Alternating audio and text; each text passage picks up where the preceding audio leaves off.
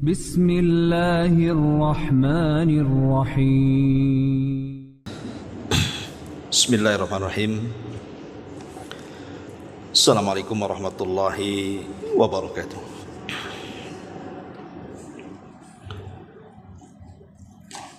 Alhamdulillah wassalatu wassalamu ala Rasulillah wa ala alihi wa sahbihi wa mawalah wa la hawla wa la quwata illa billahi wa ba'd. Alhamdulillah, segala puja dan puji hanya milik Allah subhanahu wa ta'ala. Salawat dan juga salam kita hadiahkan kepada Rasul kita Nabi besar Muhammad sallallahu alaihi wa ala alihi wasallam. Ma'asyiral muslimat, ibu-ibu yang dimuliakan Allah subhanahu wa ta'ala, alhamdulillah di pagi ini kita bisa berkumpul di Masjid Sukajadi, dan sebagaimana yang dijanjikan kita akan membahas satu buku 175 jalan menuju surga Allah subhanahu wa ta'ala, karya Syekh Naib bin Mamduh Al-Suud. Dan buku ini sangat bagus sekali untuk kita kaji, karena bicara soal jalan-jalan menuju surga Allah subhanahu wa ta'ala. Karena buku ini cukup tebal, tentu tidak bisa dalam beberapa pertemuan, tapi tidak mengapa sambil berjalan pelan-pelan, karena inti daripada thalabul ilmi adalah mencari pengetahuan, terutama untuk kebahagiaan kita kelak di akhirat. Ma'asyiral muslimat yang dimuliakan Allah subhanahu wa ta'ala, sebelum bicara tentang jalan-jalan ke sorga, di sini pengarang menjelaskan tentang sifat sorga dan kenikmatannya. Kita tahu bahwa sorga itu ada dua. Ada sorga di dunia dan ada sorga di akhirat. Al-Imam Ibnul Qayyim rahimahullahu ta'ala sampai mengatakan, siapa yang tidak masuk kepada sorga di dunia, maka selamanya dia tidak akan masuk sorga yang ada di akhirat. Man lam yadkhulil jannata fid dunya lam yadkhulil jannata fil akhirah. Siapapun yang tidak bisa memasuki sorga di dunia, maka dia tidak mungkin masuk surga di akhirat. Apa maksud perkataan ini?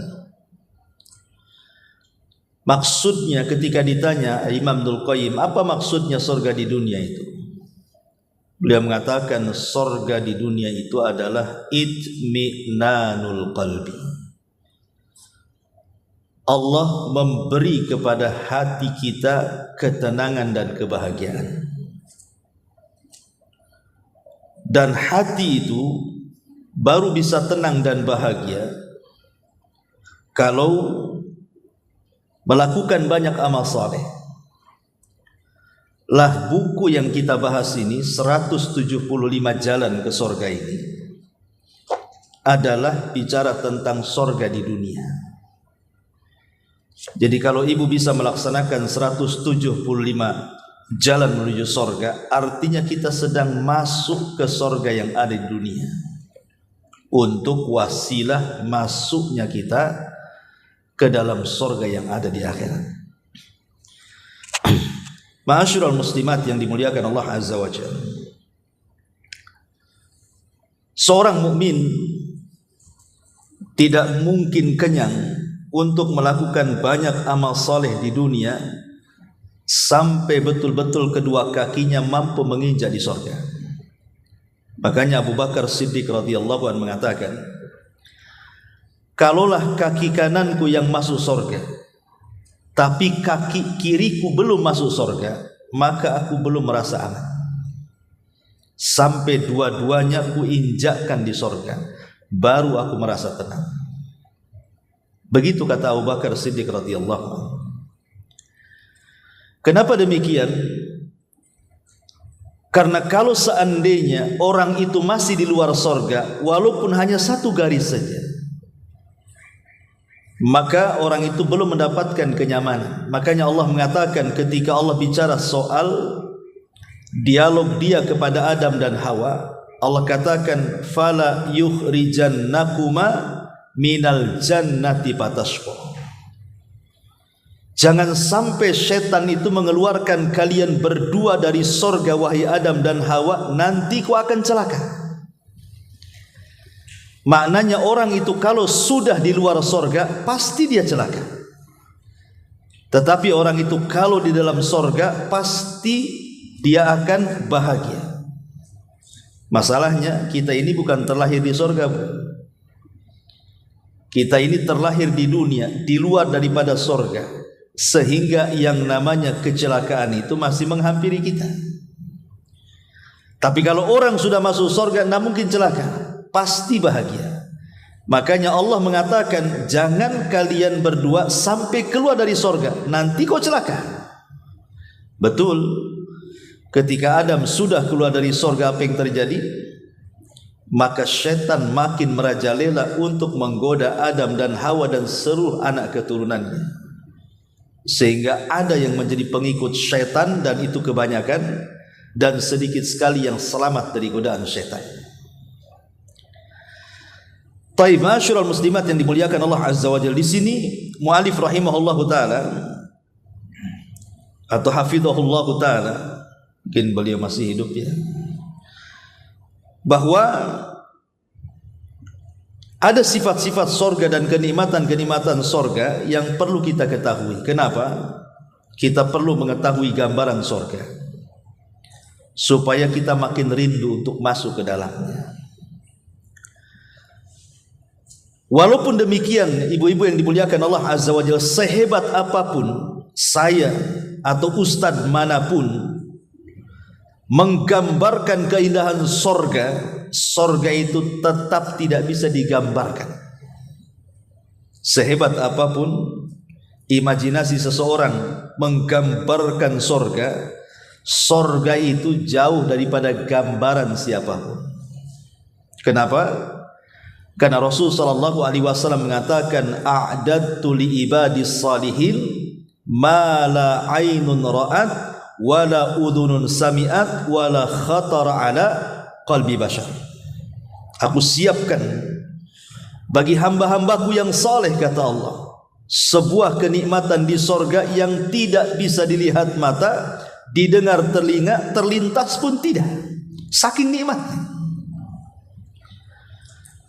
Tetapi Nabi SAW, karena dia pernah masuk ke dalam sorga, maka Rasul bisalah mensifatkan sedikit dari kenikmatan sorga itu, bukan semuanya, karena tidak bisa dibayangkan masalahnya. Lah yang sedikit inilah menjadi perangsang kita supaya tahu bagaimana gambaran sorga, walaupun gambaran yang saya gambarkan itu menyelisihi sorga yang sesungguhnya, tapi kita punya pengetahuan sedikit bagaimana sifat sorga dan kenikmatan-kenikmatan di dalamnya. Sebelum saya baca beberapa dalil tentang sifat, mulai dari pintu sorga, kemudian cara penghuni sorga, dan begitu seterusnya, ibu harus paham bahwa sorga itu adalah satu tempat yang Allah sediakan kepada orang-orang yang bertakwa. Ulama membahasakan sorga itu darun a'addallahu lil muttaqin waliman asa minal muwahhidin. Sorga itu apa? Sorga itu satu tempat yang Allah peruntukkan untuk orang-orang yang bertakwa, dan Allah peruntukkan bagi para pelaku maksiat dari kalangan ahli tauhid. Jadi saya ulangi, sorga itu Allah peruntukkan untuk orang-orang yang bertakwa dan untuk orang para pelaku maksiat dari kalangan ahli tauhid.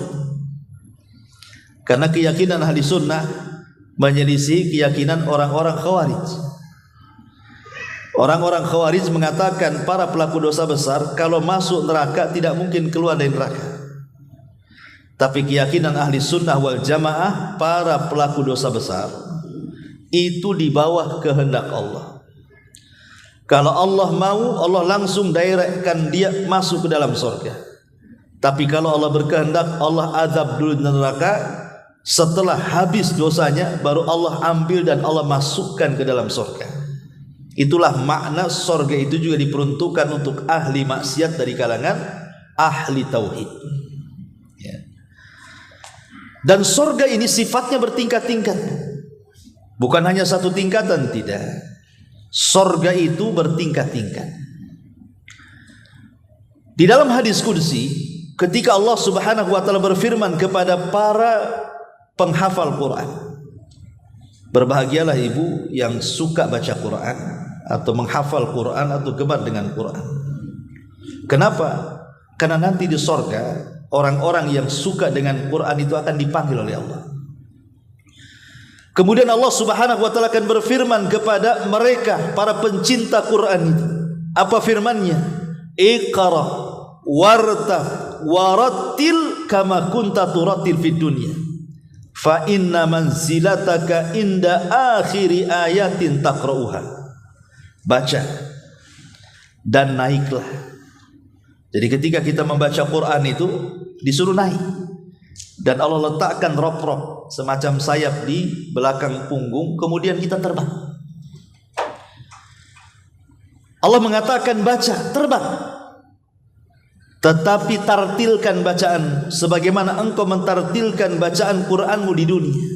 Dari sini menunjukkan bahwa Al-Quran itu bukan hanya dibaca di dunia, sampai di surga Quran itu akan dibaca, dan itu pula yang menentukan tingkatan kita di surga.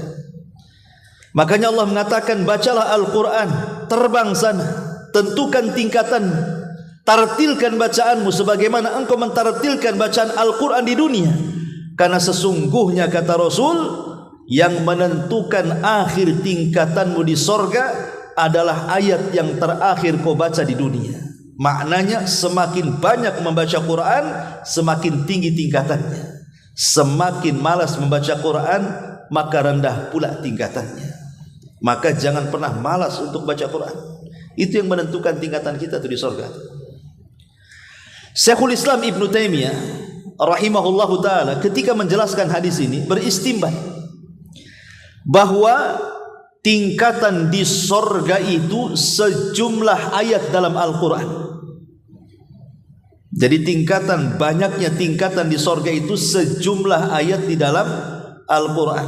Berapa ayat dalam Al-Quran? 6.400 sekian. Itulah ayat dalam Quran itu. Berarti tingkatan di surga itu sekitar 6.400 sekian. Ini ijtihadnya Ibnu Taimiyah. Tapi ada ulama yang mengatakan bahwa tingkatan di surga itu bukan sejumlah ayat, tetapi sejumlah huruf di dalam Al-Quran. Dan ada juga yang berpendapat bahwa tingkatan di surga itu tidak ada yang tahu kecuali Allah banyaknya. Tapi yang jelas satu tingkatan ke tingkatan berikutnya itu sejauh langit dan bumi. Satu tingkatan ke tingkatan berikutnya itu sejauh langit dan bumi. Bayangkan. Dan luasnya surga juga seluas langit dan bumi. Luar biasa. Kita saja punya tanah 1 hektar sudah wah kalau di Batam nih Bu ya. Apalagi di Nagoya itu yang punya tanah 1 hektar udah kaya tuh. Ini surga seluas langit dan bumi, sekaya apa tuh orang tuh? Seluas langit dan bumi ya. Menunjukkan bahwa inilah kenikmatan surga yang Allah berikan kepada kita, bahwa surga itu bertingkat-tingkat. Kemudian yang lebih hebat lagi dari surga ini kenikmatan sorga itu Bu, itu sifatnya bertambah. Kenikmatan sorga itu sifatnya bertambah setiap detik, menit, hari, minggu, bulan, tahunnya. Jadi setiap detiknya bertambah. Kalau kenikmatan di dunia pasti ada berkurangnya, tidak mungkin tidak berkurang. Sekarang ibu nih, kan ada masa-masanya ibu itu mungkin di atas popularitas, di atas ya mungkin puncak-puncaknya nikmat, tenaganya masih kuat, wajahnya masih cantik, badannya masih sehat ya. Tapi ada waktu-waktunya berkurang tuh ya, semakin bertambah usia kan Bu. Tidak mungkin usia ibu 60 tahun berbeda sama dengan usia ibu ketika 40 atau 30 tahun, kan beda Bu. Itu berbeda tuh, kenikmatan akan sedikit-sedikit dikurangi tuh. Jangan cerita fisik ya kan, cerita makan saja dikurangi. Makanya sering saya istilahkan, ibu kalau usianya masih 20-30 tahun, itu kalau makan tuh masih pakai mulut tuh, karena semua masuk. Tapi kalau sekarang ibu usianya sudah 50-60 tahun, itu makannya pakai otak tuh. Karena enggak semua masuk, ya kan? Makan ini kolesterol naik, makan itu darah tinggi naik, makan ini stroke nanti ya. Dari segi makan saja dikurangi itu. Minum juga sama. Kalau dulu minum es, minum yang manis-manis itu hantam saja, sekarang enggak. Air putih, itu pun yang hangat kan itu ya. Itu pun dibatasi, kalau malam enggak bisa tuh banyak-banyak, nanti kencing pula malam-malam. Jadi banyak itu, dari makan minum saja sudah terkurangi kan, apalagi tenaga. Tenaga sudah, kalau dulu kerja itu ya Bu, mau nyapu, mau ngepel, mau nyetrika, mau apa, nyantai saja. Sekarang bau nyapu sedikit sudah pegang pinggang, udah sakit pinggang kan itu. Udah itu ya, apalagi bekas habis dioperasi lagi kan, nah, itu sudah rusak pula organnya. Jadi dari sini menunjukkan bahwa kenikmatan di dunia itu pasti berkurang, tapi kenikmatan di sorga itu tidak akan berkurang. Dan ini ditunjukkan dalam sebuah hadis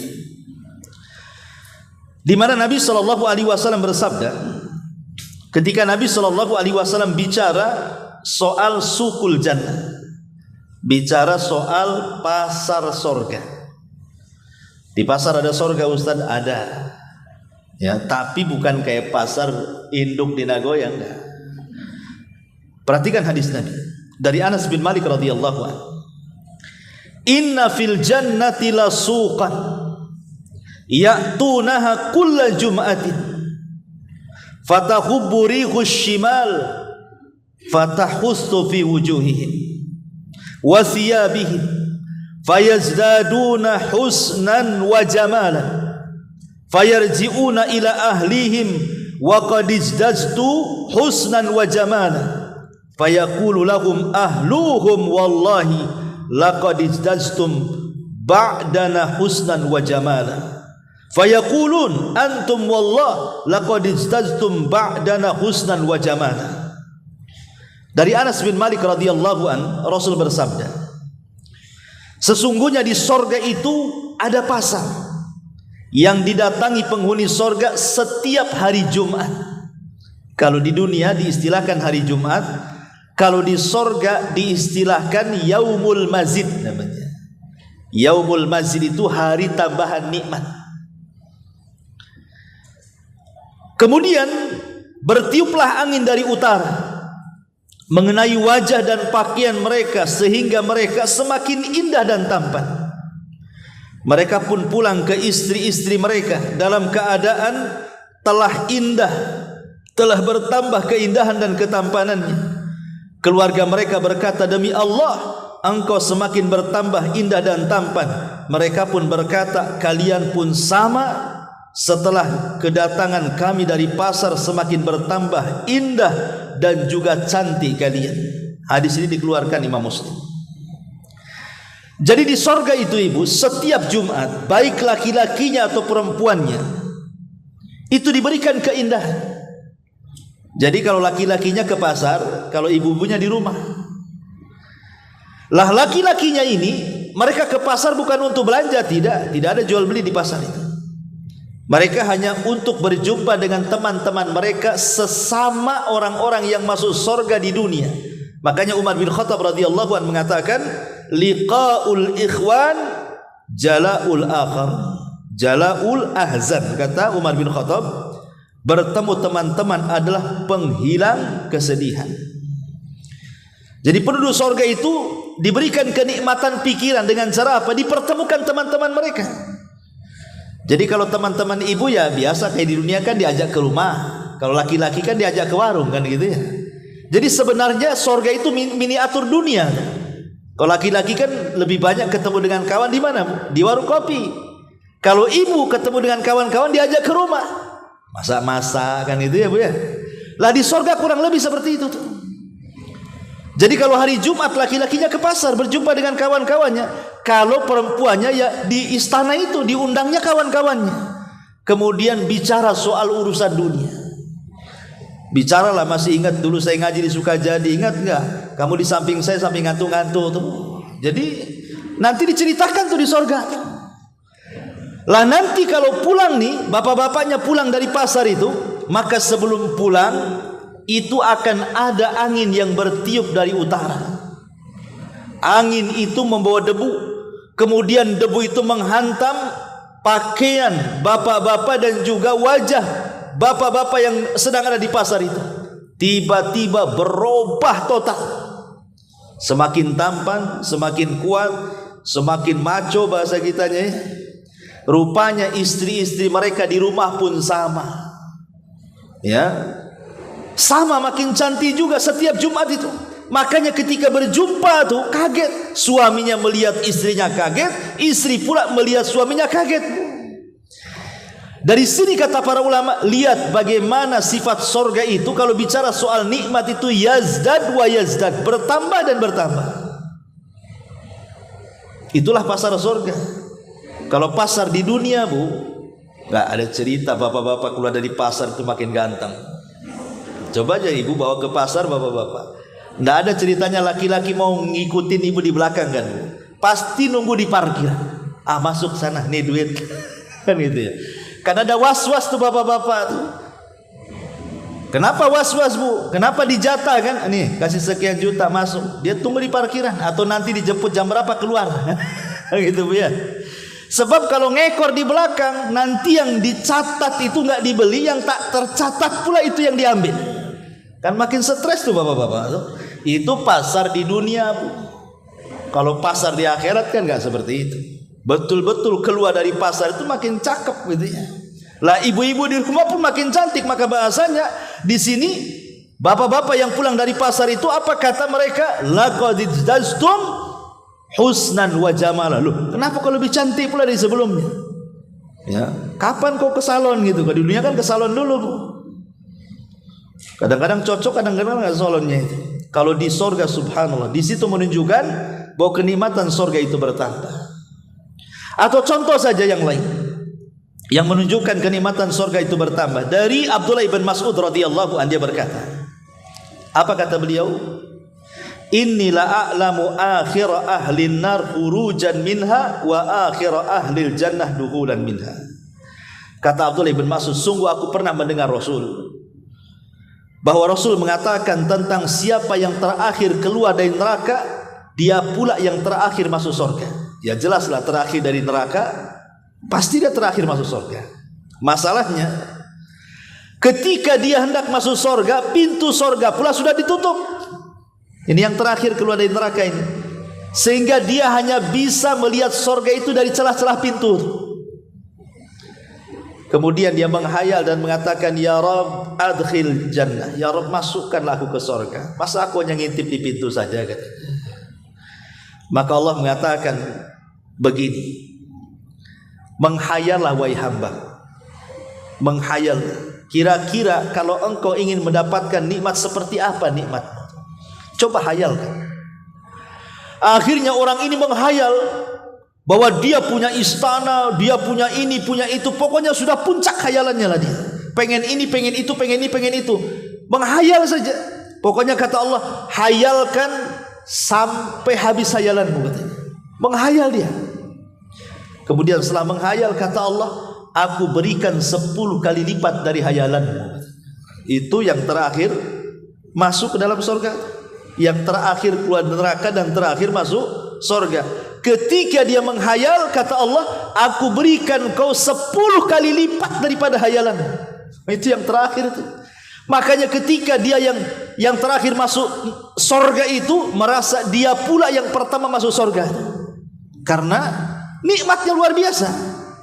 Disangkanya dia yang pertama masuk surga, padahal itu yang terakhir tuh. Itu luar biasa tuh ya, orang masuk surga itu. Ya. Ma'asyiral muslimat yang dimuliakan Allah Subhanahu wa taala, itu menunjukkan apa? Bahwa kenikmatan di surga itu yazdad wa yazdad, bertambah dan bertambah. Tidak ada kurangnya. Itulah bedanya surga dengan dunia ini. Dan di surga itu Nabi SAW sampai mengatakan dalam sebuah hadis, idza dakhala ahlul jannah, idza dakhala ahlul jannatil jannah yunadi munadin, inna lakum an tahyaw fala tamutu abada, wa inna lakum an tasihhu fala tasqumu abada, wa inna lakum an tashibbu fala tahramu abada, wa inna lakum an tan'amu fala tab'asu abada.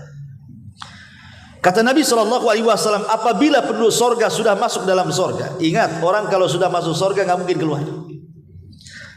Tapi kalau orang masuk neraka memungkinkan keluar, kecuali orang yang ditakdirkan kekal di dalam. Tapi kalau orang sudah masuk sorga, mustahil dia keluar dari sorga. Itulah rahmat Allah Subhanahu wa ta'ala. Kenapa? Karena orang masuk sorga itu karena rahmat Allah, tapi orang masuk neraka itu karena keadilannya. Makanya ada memungkinkan keluar. Kata Nabi SAW, apabila penduduk sorga masuk dalam sorga, maka ada yang menyeru dengan berkata-kata, kalian akan hidup selamanya, tidak akan mati selamanya. Kalian akan selalu sehat, tidak akan pernah sakit selamanya. Kalian akan tetap muda dan tidak akan pernah tua selamanya. Dan kalian akan senantiasa merasakan nikmat dan tidak akan putus asa selamanya. Lihat, 4 kenikmatan penduduk surga itu. 1, kalian akan hidup dan tidak akan pernah mati. Salah satu hal yang membuat orang stres di dunia itu, salah satunya apa? Mengingat kematian. Terutama ibu-ibu yang usianya sudah 60 tahun ke atas. Biasanya terbayang-bayang dengan kematian itu mesti ada tuh. Kalau usia 20, 30 tahun bagikan hidup selamanya tuh, nggak mikir mati. Usia-usia tanggung itu nggak akan mikir mati, Bu. Anak tanggung itu lihat trek-trekan di jalan, nggak mikir kalau ketabrak, kalau jatuh dia mati kan, Bu. Tapi kalau sudah usia 60 tahun sampai 70 tahun itu pasti dibayang-bayang kematian. Itu pasti, tidak mungkin tidak, pasti akan dibayang-bayang kematian. Nanti mikir itu, jangankan lagi cerita kematian, terkadang terbayang-bayang susahnya dulu tuh. Nanti kalau saya sakit siapa yang merawat? Nanti kalau saya sakit siapa yang nungguin saya? Nanti kalau saya gini siapa yang kasih makan? Itu ada tuh perasaan kayak gitu orang tua. Terutama terbayang-bayang kematian, sehingga stres hidupnya. Makanya kenapa orang yang sudah tua itu anaknya harus pandai-pandai menghibur. Kata Allah Subhanahu wa ta'ala, apabila orang tuamu sudah sampai tahap tua, maka jangan katakan kepadanya kalimat atau membentaknya. Kan begitu Quran tuh. Karena masa-masa seperti itu masa-masa emosional tinggi. Disentuh sedikit saja marah. Nanti akan ibu rasakan tuh, emosional tinggi itu nanti kalau sudah tua. Karena nanti akan dibalikkan seperti anak-anak.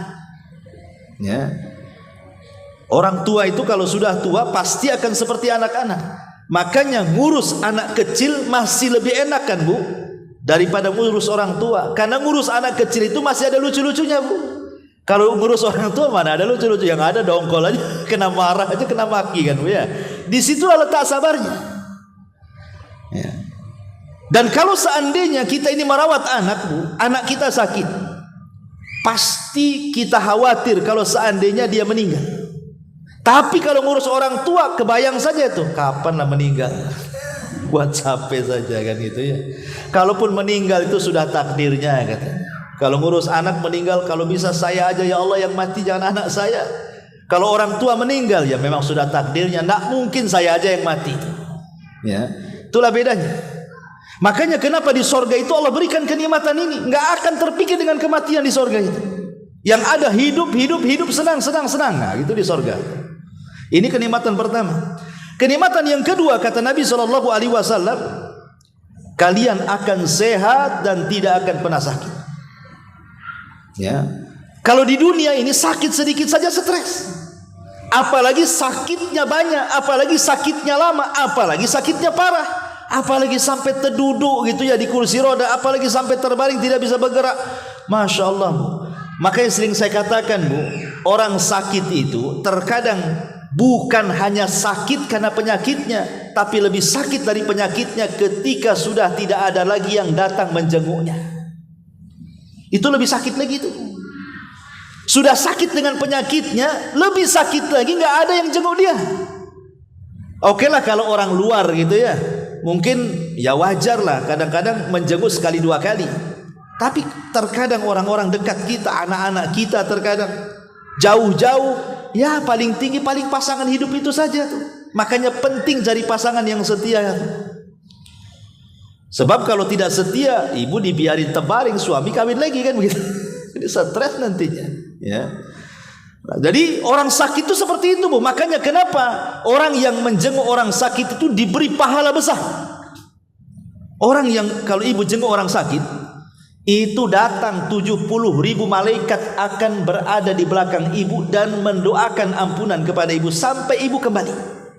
Kenapa coba? Orang yang menjenguk orang sakit itu diberikan pahala yang sangat besar, karena salah satu daripada penyembuhan orang sakit itu ketika diberi hiburan oleh orang-orang yang datang yang menjenguknya. Itu salah satu hiburannya tuh. Bukan hanya obat kemudian dia sembuh. Betapa banyak orang yang makan obat gak sembuh-sembuh tuh. Makanya salah satu penyembuhan besar itu karena banyak yang mengunjungi orang sakit itu. Kunjungan-kunjungan itu entah doanya, entah ceritanya, entah hiburannya, itu yang mempercepat kesembuhan. Ya, makanya di sini, tapi di sorga nggak mungkin bicara soal penyakit, itu di dunia saja cerita penyakit itu. Ini yang kedua. Kemudian yang ketiga kata Nabi SAW, wa innalakum antashibbu fala tahramu abada. Dan kalian akan tetap muda dan tidak akan pernah tua. Lihat, Bu, orang-orang yang mereka gila dengan kecantikan kan, Bu, udah takut sama umur tuh biasanya. Apalagi kalau dia punya uang, dia habiskan itu untuk suntik sana, suntik sini kan, silikon sana, silikon sini. Akhirnya miring-miring wajahnya, itu nggak jelas. Karena hanya untuk mempertahankan kecantikan saja. Padahal cantik itu bukan hanya sekedar fisik dalam Islam itu kan, tapi lebih daripada itu takwa. Makanya ada kata-kata walibasut takwa khairun kata Allah. Dan pakaian takwa itu jauh lebih baik dibandingkan pakaian yang melekat di badan. Artinya kecantikan di muka itu tidak lebih baik daripada kecantikan dalam hati. Itu maksudnya. Kemudian yang terakhir kata Rasulullah, wa anna lakum wa inna lakum antan amu fala tab'asu abada. Dan kalian akan terus di atas nikmat dan tidak akan pernah putus asa. Di dunia betapa banyak orang putus asa gara-gara ekonomi kan. Ya, gantung diri gara-gara ekonomi. Saya pikir yang gantung diri itu perempuan saja, Bu. Gara-gara faktor ekonomi. Bapak-bapak pun ada yang gantung diri gara-gara faktor ekonomi. Ya, ada kejadian itu. Ada seorang bapak-bapak padahal punya anak kecil-kecil. Istrinya masih muda, anaknya baru beberapa tahun saja. Dan dia pun bekerja, cuman mungkin pekerjaannya itu hanya ya mencukupi untuk sehari dua hari. Dia nggak tahan tuh, bunuh diri, Bu. Masuk koran. Saya baca subhanallah, otaknya di mana gitu kan. Rupanya bukan hanya ibu-ibu, saya bapak-bapak zaman sekarang sudah gantung diri juga gara-gara ekonomi itu, gara-gara faktor ekonomi itu. Tapi di sorga nggak ada orang gantung diri. Ya. Taib, intinya bahwa di sini bagaimana Allah Subhanahu wa taala memberikan berbagai macam nikmat. Kalau saya simpulkan sebelum saya masuk, bahwa kenikmatan surga itu satu, ada yang sifatnya badan. Allah berikan nikmat kepada badan kita. Dengan cara apa? Dengan cara Allah berikan berbagai macam makanan, berbagai macam minuman, berbagai macam tempat tinggal yang indah-indah, yang lezat-lezat, yang tidak terpikirkan oleh kita. Makanya Allah mengatakan di dalam Al-Quranul Karim ketika bicara soal kenikmatan makan dan minum penduduk surga itu, apa kata Allah? Wa faqihatin mimma yatakhayyarun wa lahmi tayrin mimma yashtahun. Dan buah-buahan dari apa yang mereka pilih, dan daging burung dari apa yang mereka inginkan. Ketika Allah Subhanahu wa taala mendahulukan buah-buahan baru makanan, rupanya dalam ilmu kesehatan, wallahu alam, saya pernah tanya dokter, mungkin ada dokter di sini, bahwa kan biasanya kalau kita kan makan baru buah gitu ya. Rupanya yang sehat itu buah dulu baru makan katanya kan. Ya memang konsep Quran gini. Lihat Al-Quran mendahulukan buah-buahan baru makanan. Ya memang konsep kesehatan itu makan buah dulu baru makan berat, bukan makan berat dulu baru makan buah gitu ya. Itu konsep Quran seperti itu. Dan rupanya dari kesehatan benar, makan buah dulu baru makan berat. Antara rahasianya apa? Yang jelas Al-Quran itu mengajarkan kesehatan. Di sini Allah mengatakan wa faqihatin mimma yatakhayyarun wa lahmi tayrin mimma yashtahun. Dan buah-buahan, Allah dahulukan buah-buahan dulu tuh. Baru cerita lahmi tayrin, baru cerita makanan. Lahmi tayrin, lahm itu artinya daging, tayr itu artinya burung terbang. Bukan berarti daging burung saja, tidak. Kalimat lahmi tayrin ini menggunakan nakirah, maknanya semua binatang yang ada di sorga itu tidak ada binatang yang melata.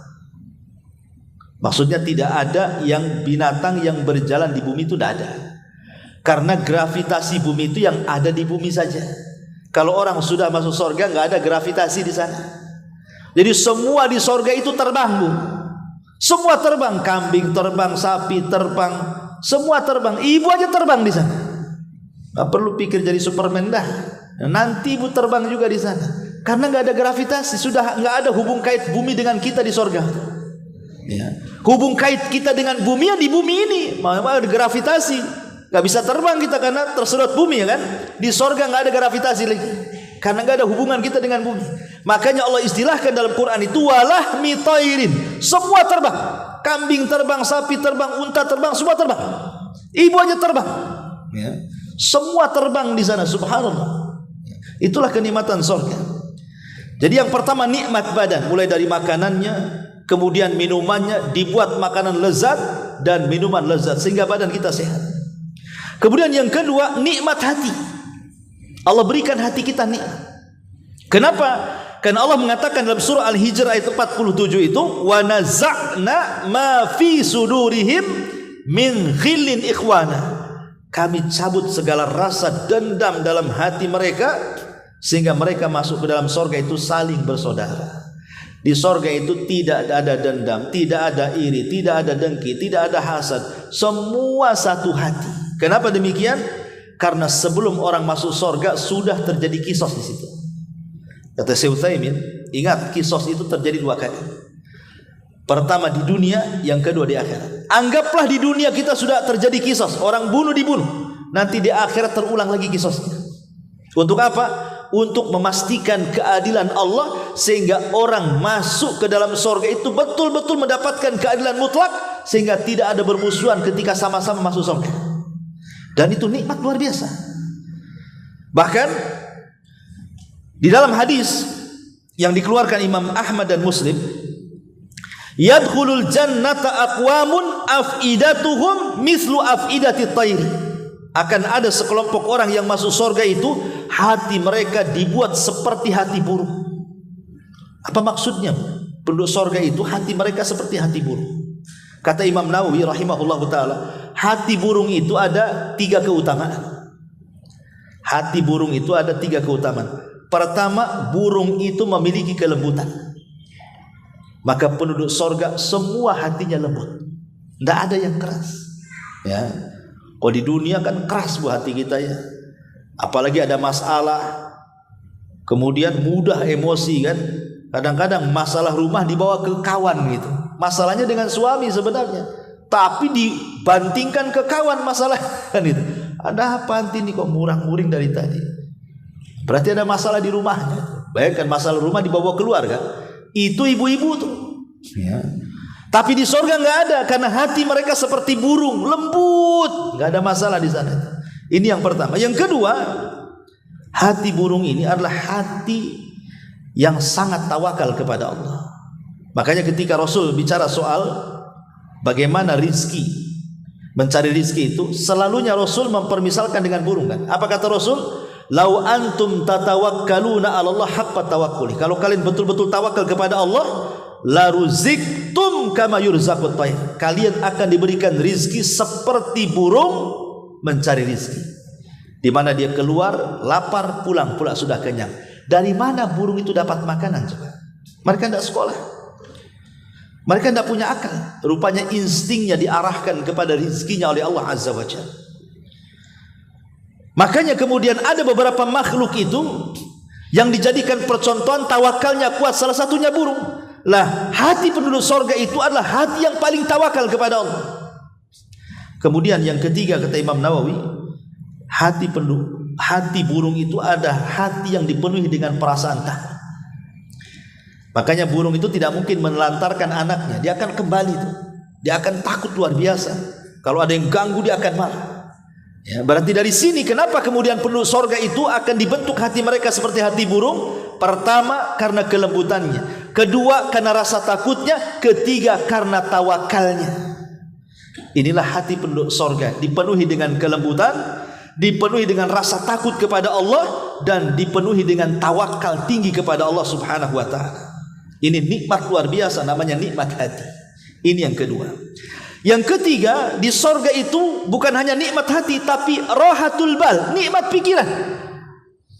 Pikiran kita akan plong, akan bahagia, nggak akan pernah rusak di sorga itu. Makanya Allah mengatakan dalam surah Al-Hijr ayat 48-nya, la yamassuhum fiha nasabun wa hum minha bimukhrajin. Mereka tidak merasa lelah di dalamnya, dan mereka sekali-kali tidak akan dikeluarkan daripadanya. Maksud lelah di sini kepenatan pikiran. Di dunia saja ibu di rumah saja ya, habis kerja, habis nyapu, habis ngepel, kelamaan. Nanti suami datang minta minum, minta makan, kadang-kadang nggak mau cepat bergerak. Kenapa? Masih penat, belum hilang capeknya. Jadi apapun di dunia, aktivitas apapun di dunia itu pasti buat penat. Makanya kenapa Khadijah bintu Khuwailid, ingat kematian Khadijah bintu Khuwailid itu. Jadi saat pengepungan orang-orang Quraisy, jadi Abu Jahal itu dengan 18 kabilah bersepakat untuk meminta agar Abu Talib menyerahkan Nabi kepada mereka untuk dibunuh. Tapi Abu Talib walaupun di atas kekafirannya tidak mau menyerahkan Nabi. Karena sebab itulah maka 18 kabilah akhirnya memboikot Bani Hashim, karena tidak mau menyerahkan Nabi selama 3 tahun. Bayangkan diboikot, tidak ada makanan yang masuk, tidak ada kendaraan yang boleh lewat, dilarang tidak boleh kawin dengan Bani Hashim, dan seperti itulah mereka memboikot sampai 3 tahun. Akhirnya kelaparan mereka, sampai sebagian mereka ada yang makan daun. Lah disitulah harta Khadijah habis ludes karena memberi makan 1 kabilah dalam pengepungan 3 tahun itu. Tetapi Allah Subhanahu wa ta'ala takdirkan akhirnya pengepungan itu berakhir setelah 3 tahun. Tetapi kondisi Khadijah semakin melemah, dan juga Abu Talib juga melemah. Akhirnya sakit, kemudian Abu Talib meninggal duluan. Lah saat itu Khadijah mencari-cari Nabi SAW setelah pengepungan itu. Sementara Nabi SAW berada di atas bukit sedang tafakur. Khadijah biasa, sudah tua juga kan. Khadijah kan meninggal juga di atas usia 60 tahun. Jadi Khadijah memasakkan makanan yang enak, kemudian juga membawa minuman yang lezat untuk Nabi, suaminya. Dicarinya, dicari ke sana nggak ketemu, dicari ke sini nggak ketemu. Rupanya dia dapat kabar Rasul di atas bukit. Namanya wanita sudah tua, bawa makanan. Terkadang jatuh, terkadang berdiri, jalan lagi. Lah kebetulan waktu itu Jibril alaihi salatu wassalam sedang turun menemui Nabi sebelum datangnya Khadijah. Kemudian Jibril mengatakan kepada Nabi SAW, ya Rasulullah, hadhihi Khadijah qad atatka ma'aha ina'un fihi idamun aw ta'amun aw syarabun fa idza hiya atatka faqra 'alaiha salam min rabbiha azza wa jal wa minni. Ya Rasulullah, kata Jibril, itu Khadijah sedang mengarah kemari dari bawah tuh. Lihat, Khadijah sedang mengarah kemari. Di tangannya membawa bejana, ada makanan dan minuman lezat untuk. Nanti kalau dia sampai, sampaikan salam dari Allah dan dari aku. Satu-satunya wanita yang dapat salam dari Allah hanya Khadijah. Aisyah ya dapat salam, tapi dari Jibril, tapi tidak dari Allah. Hanya satu-satunya wanita yang dapat titipan salam dari Allah hanyalah Khadijah. Makanya Jibril mengatakan, titipkan salam dari Rabbnya dan dari aku. Kemudian kata Jibril, wa basyirha bi baitin fil jannati min qasabin wala sahabin fihi wala nasab. Dan sampaikan juga kabar gembira kepada istrimu Khadijah, wahai Rasul, bahwa kelak dia akan dibangunkan di sorga dengan satu rumah yang terbuat dari emas dan perak, yang di sana tidak ada kebisingan dan tidak ada kepayahan padanya. Kemudian Jibril pun pergi. Setelah itu Khadijah naik. Kemudian dia memeluk suaminya Nabi SAW seraya menyerahkan makanan dan minuman itu. Tapi Rasul mengatakan, ya Khadijah, baru saja Jibril datang kepadaku.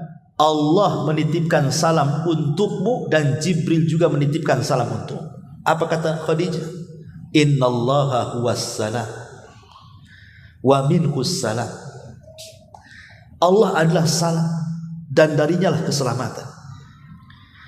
Maka kemudian Khadijah sambil menangis karena senangnya dia mendapatkan salam dari Allah dan dari Jibril. Kemudian dia memeluk Nabi SAW. Saat itulah Khadijah dipanggil oleh Allah Azza wa Jalla dalam pelukan Nabi SAW. Khadijah meninggal dalam pelukan Nabi, tapi meninggalnya Nabi dalam pelukan Aisyah radhiyallahu anha. Itulah bedanya. Jadi saat dipeluk Rasul, disitulah Khadijah meninggal. Dan Rasul pun saat dipeluk Aisyah dia meninggal. Ya. Yang ingin saya katakan di sini, bagaimana Nabi SAW dihabarkan oleh Jibril bahwa Khadijah kelak masuk surga, tidak ada kepenatan dan tidak ada kepayahan. Maksudnya pikirannya tenang. Semua penduduk surga itu tidak ada penat lagi. Betul-betul rohatul bal dalam bahasa Arabnya. Betul-betul hatinya plong. Nggak mikir sana, nggak mikir situ. Kalau di dunia ini kan banyak yang dipikirkan, Bu. Banyak. Cicilan ini belum selesai, cicilan itu belum selesai, pengen ini belum selesai. Tengok tas kawannya, kapan sih pengen punya kayak dia, ya. Tengok sandal kawannya, dari mana belinya katanya. Tengok pakaian kawannya diraba-raba, bagus sekali ini kainnya katanya. Macam-macam orang itu kan di dunia itu, stres akhirnya, ya. Di sorga nggak ada. Itulah nikmat pikiran luar biasa. Kemudian juga di sorga, selain nikmat yang ketiga, yang keempat, Allah Subhanahu wa Ta'ala berikan juga nikmat mata, nikmat memandang. Dan paling besar kenikmatan di sorga adalah pandangan kita kepada Rabb kita. Kita akan diperlihatkan bagaimana zat Allah Subhanahu wa Ta'ala di hadapan kita. Itulah yang disebut dengan ru'yatullahi azza wa jalla. Kita akan memandang Allah Subhanahu wa Ta'ala. Tapi itu muqaddimah, ya. Walaupun nanti kita baca di sini, nah ada yang sudah dijelaskan. Kenapa saya kasih muqaddimah seperti itu? Biar kita tidak lama-lama membacanya di sini.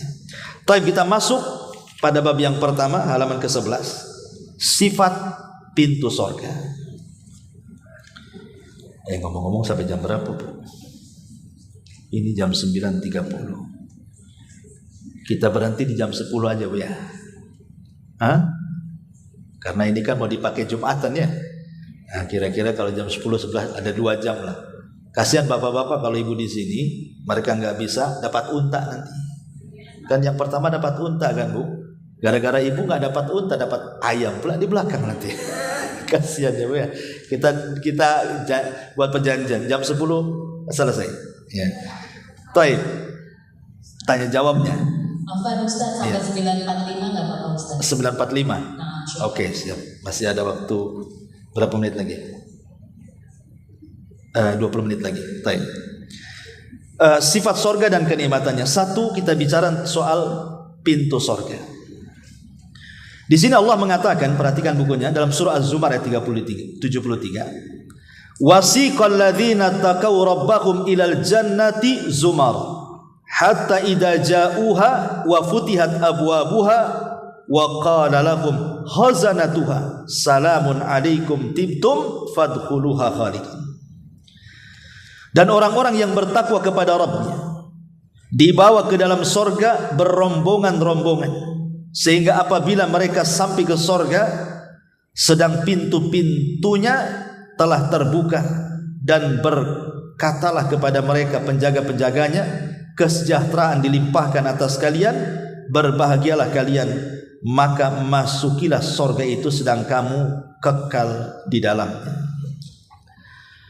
Kemudian Nabi SAW mengatakan, tidak kita baca semuanya, kita ambil singkat-singkat aja. Fil jannati thamaniyatu abwabin fiha babun yusamma rayyan la yadkhuluhu illa shaim. Di dalam sorga itu ada 8 pintu. Di antaranya ada pintu yang diberi nama Ar-Rayyan, tidak akan masuk ke dalamnya kecuali orang-orang yang berpuasa. Dan Rasul juga mengatakan, anna ma baina misra'aini min masari'il jannah masiratu arba'ina sanatan wa la ya'tiyanna 'alaiha yaumun wa hiya kadidun minaz zihab. Sesungguhnya jarak antara dua pintu dari pintu-pintu surga adalah perjalanan 40 tahun, sehingga akan datang satu hari dan dia bersuara bising karena ramai berdesak-desakan orang di pintu surga. Jadi begini, saat manusia lepas dari Kontoroh itu ujung daripada titian Siratal Mustaqim. Ujung daripada titian itu disebut kontoroh. Di kontoroh inilah terjadi kisos. Kisos antar orang-orang yang beriman. Karena kisosnya orang beriman dengan orang kafir itu sebelum titian. Tapi kisosnya sesama orang yang beriman setelah titian. Selesai ini kisos nih, tidak ada lagi kisos. Semua sudah selesai, maka bergeraklah manusia berjubel di pintu surga. Makanya bahasanya di sini apa? Wala ya'tiyanna 'alaiha yaumun wa hiya kadhidun minaz zihab. Dan akan datang zamannya di mana banyak suara-suara bising, saking berdesak-desakannya orang di pintu surga itu jadi bising. Ya. Jadi nanti suatu hari manusia akan berdesak-desakan di pintu surga. Masalahnya pintu surga enggak dibuka. Dan tidak ada yang mampu membuka pintu surga kecuali Nabi. Dan itulah salah satu syafaat khusus di mana Rasul itu memberikan syafaat kepada orang-orang yang sudah dipastikan masuk surga tapi tidak bisa masuk surga kecuali Nabi yang memasukkannya. Inilah orang-orang yang sudah divonis masuk surga kan? Mereka sudah berjumpa di pintu surga, mereka sudah pasti masuk surga. Masalahnya mereka nggak bisa masuk. Kenapa? Karena hanya Rasul yang bisa membuka pintunya. Dan itu syafaat khusus namanya. Syafaat khusus bagi Nabi SAW memasukkan orang-orang yang sudah divonis masuk surga, dimasukkan ke dalam surga. Karena hanya dia yang bisa membuka pintunya. Adapun pintu surga itu Rasul mengatakan 8. Adapun pintu neraka itu kan 7. Kenapa dilebihkan 1 pintu surga? Kenapa pintu neraka tidak dilebihkan? Pintu neraka 7, pintu surga 8. Kan dilebihkan 1. Ada apa dengan kelebihan pintu surga? Kenapa tidak sama saja pintu neraka 7, pintu surga 7? Kenapa mesti dilebihkan 1? Jadi 8 pintu. Kata ulama mengatakan, kenapa pintu surga itu 8, pintu neraka itu lebih sedikit 7? Untuk menunjukkan bahwa rahmat Allah itu jauh lebih luas dibandingkan kemurkaannya. Untuk menunjukkan bahwa rahmat Allah, kasih sayang Allah itu jauh lebih luas lagi dibandingkan kemurkaannya. Itulah isyarat hadis Nabi SAW, inna rahmati wasi'at ghadabi. Sesungguhnya rahmatku akan meliputi kemurkaanku. Karena orang masuk surga itu bukan karena amalannya, Tapi orang masuk surga itu karena rahmatnya. Sebagaimana orang masuk neraka itu bukan karena dosanya, tapi karena keadilannya. Orang dimasukkan ke dalam neraka. Lah pintu surga itu luas Bu. Sampai di sini jelaskan antara daun satu dengan daun pintu yang lainnya itu perjalanan 40 tahun perjalanan coba Bu. Ibu kalau jangan pakai pesawat, jangan pula pakai bus, jalan kaki nggak berhenti aja Bu. 40 tahun kira-kira sampai mana Bu? Sudah berapa kali ngelilingi dunia tuh? 40 tahun nggak berhenti. Itulah jarak pintu surga ke pintu surga yang lainnya. Itu kalau ibu jalan kaki. Kalau ibu pakai kendaraan 40 tahun sampai di mana? Kalau ibu pakai pesawat 40 tahun sampai di mana? Ya kan? Itulah saking jauhnya jarak satu ke jarak pintu yang lainnya. Saking luasnya surga itu maksudnya. Dan ingat, setiap pintu surga itu ada penyeru. Setiap pintu surga itu ada penyeru. Jadi kalau memang pintu surga ini memang khusus untuk orang yang pakar sholat, maka akan diserukan di pintu itu, orang-orang yang pakar sholat, masuk kau dari sini, jangan masuk dari situ. Nanti yang pakar-pakar puasa ada lagi yang manggil tuh dari pintu yang lain.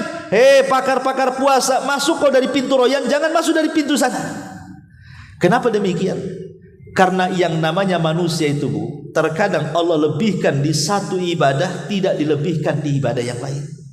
Ibu ada yang kalau sholat itu mudah banget, tapi suruh puasa nggak bisa, lapar. Tapi kalau suruh sholat senang ibu. Ada orang itu yang ibu suka sedekah. Kalau sedekah itu nyah-nyah saja. Sedekah ambil. Tapi kalau suruh sholat malam susah pula bangun ibu. Ya. Ada orang yang Masya Allah kalau suruh puasa itu mau puasa Daud dihantamnya 2-3 tahun itu. Nyantai aja dia gak punya lapar. Tapi kalau suruh sedekah pelit pula dia. Ya. Jadi ada orang-orang itu yang ditentukan oleh ibadahnya masing-masing kan Bu. Ada orang dimudahkan sholat tak dimudahkan puasa. Ada orang dimudahkan puasa tak dimudahkan sedekah. Ada yang dimudahkan sedekah tak dimudahkan untuk begini begitu. Ya. Makanya kenapa pintu surga itu disesuaikan dengan mana profesi ibadah ibu yang terbanyak. Kalau di sholat masuk dari pintu sholat. Kalau di puasa masuk dari pintu puasa. Kalau di sedekah masuk dari pintu puasa. Kalau di haji masuk dari pintu haji. Dan begitu seterusnya. Pertanyaannya, adakah orang yang diizinkan masuk dari semua pintu? Jawabannya ada. Siapa dia? Abu Bakar Siddiq radhiyallahu anhu. Dialah satu-satunya sahabat yang diizinkan masuk dari 8 pintu manapun. Itu kau laki-laki. Kalau ibu-ibu itu paling mudah Bu. Kata Nabi SAW, asal 1 jaga sholat 5 waktunya, 2 jaga puasa Ramadannya, 3 jaga suaminya, 4 jaga kehormatannya, masuk surga dari 8 pintu yang ibu suka. Itu kata Nabi. Kenapa di sini 4 pokok yang disebut? Sholat wajib, puasa Ramadan, jaga kemaluan atau kehormatan, jaga suami. Kalau ibu bisa menjaga 4 ibadah ini, maka keibadah yang lainnya akan mudah dijaga. Tapi kalau ibu sudah meremehkan 4 ibadah ini, keibadah yang lainnya pasti diremehkan. Itu maksudnya. Kenapa Rasul mengatakan idza shallatil mar'atu khamsaha? Apabila ibu jaga sholat 5 waktu, wa shamat syahraha, jaga puasa Ramadan, wa ata'at ba'laha, jaga suami, taat sama suami, wa hafizat farja, jaga kehormatan atau kemaluannya, masuklah dari surga dari 8 pintu mana yang ibu sukai. Kenapa ibu disuruh sholat 5 waktu dijaga? Kenapa laki-laki tidak? Laki-laki tetap menjaga, tapi wanita harus lebih menjaga. Kenapa? Karena ada waktu-waktu haid. Laki-laki tidak ada haidnya. Kalau laki-laki haid LGBT lah. Ya. Kenapa waktu haid ini harus dijaga? Karena kan ibu tahu nih kebiasaan kan. Ini kebiasaan saya awal bulan nih. Ini kalau nggak hari ini besok haid nih saya. Berarti ibu sudah tahu kebiasaan haid. Kalau sudah tahu hari ini atau besok haid, jangan sampai mengulur-ulurkan waktu sholat. Karena sudah tahu kebiasaannya tuh. Sebab kalau sudah tahu kebiasaannya, nanti aja lah, duhur kan masih lama, asar kan masih lama. Sekali datang tuh darah haid itu, berarti ibu sengaja melalaikan sholat. Ini satu. Kenapa harus dijaga 5 waktu itu? Yang kedua, puasa Ramadan. Biasa wanita itu pasti punya utang kalau puasa Ramadan. Tidak mungkin tidak punya utang. Pasti punya utang kalau masih normal haidnya. Nanti nih kadang-kadang sebagaimana ibu malas kalau punya hutang sama orang dibalas, membayar, sama Allah pun kadang-kadang malas bayar juga, Bu. Nanti tahun depan mau bayar tuh, mau dekat-dekat Ramadan tuh, baru sibuk tuh. Saya punya utang, dihitung tuh. Ya. Ketika mau bayar, rupanya diundur, nanti Ramadan masih berapa hari lagi, masih bisa saya katanya. Tahu-tahu seminggu lagi mau Ramadan, baru terpikir bayar hutang. Ketika mau bayar hutang, haid pula keluar. Ini kan masalah, Bu. Makanya disuruh jaga puasa, ya kata Nabi.